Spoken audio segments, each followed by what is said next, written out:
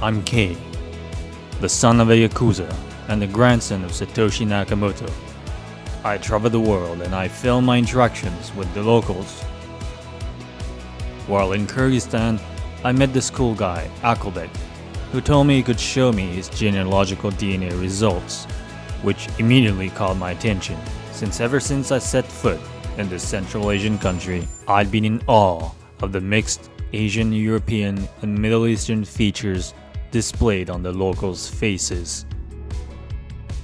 So we got ourselves a laptop and opened up his DNA map.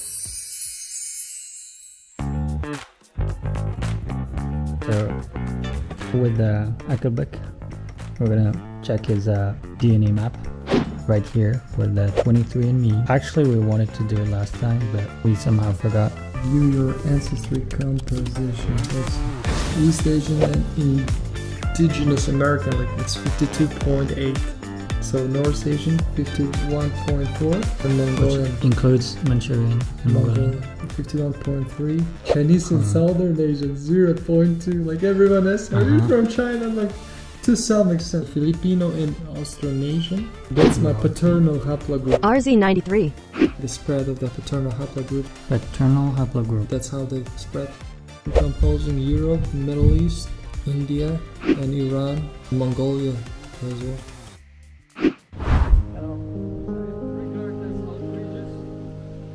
And my uncle, he was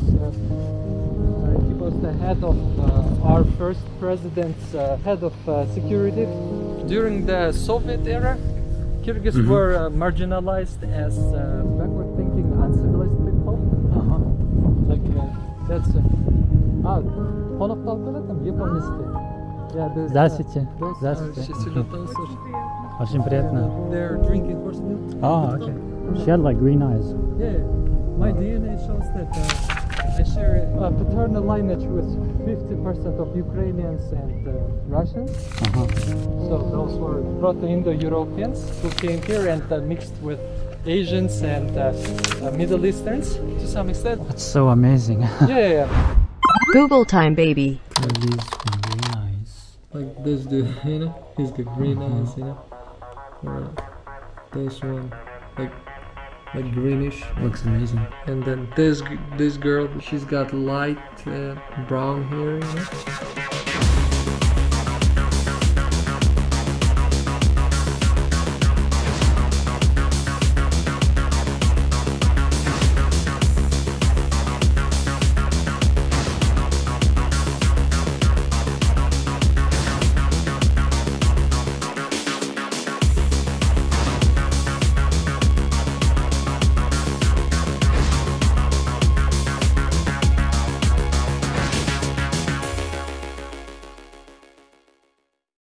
В Кыргызстане очень много красивых мест.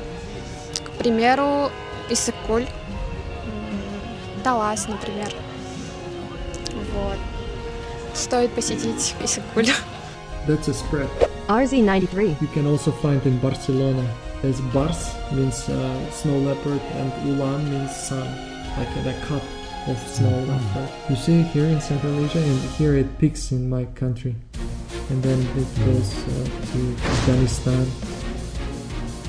The highest density of R1AZ93 are found in Crimea, among Crimean Tatars and Moldovans, and some part in northern Romania and southern and western Ukraine.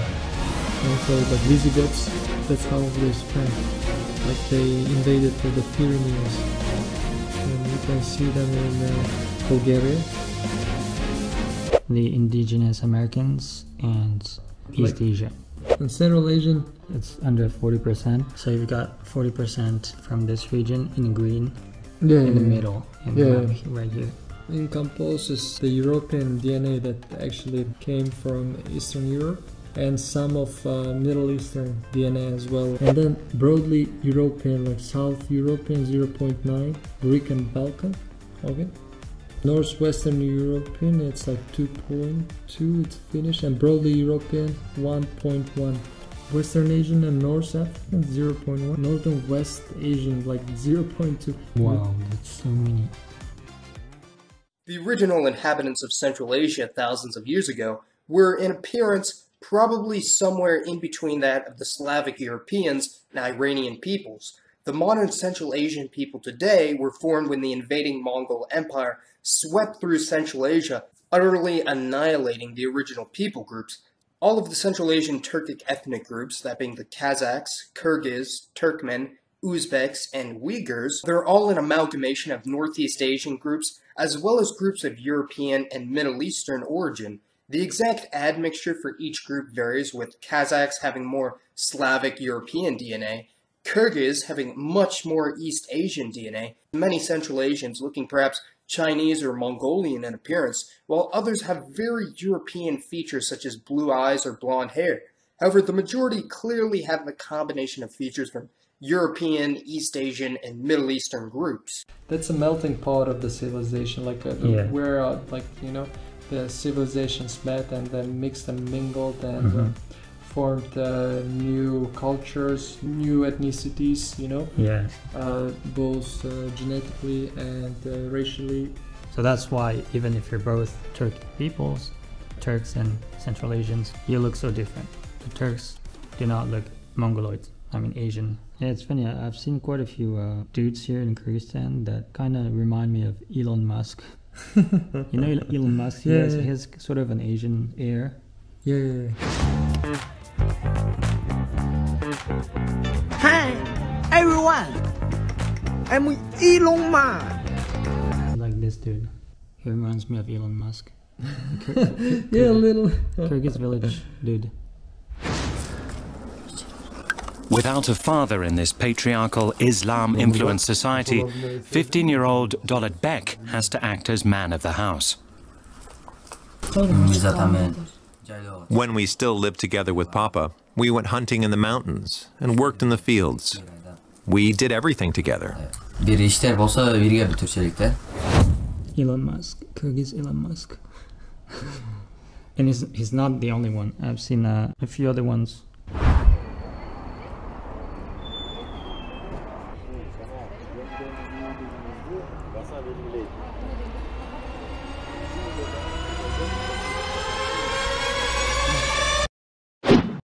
I'm Elon Musk.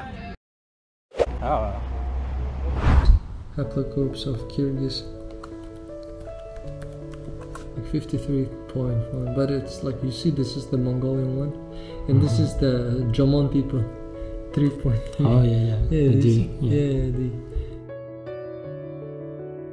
And the first people to have inhabited any part of the modern country of Japan arrived around 35,000 BC from the south.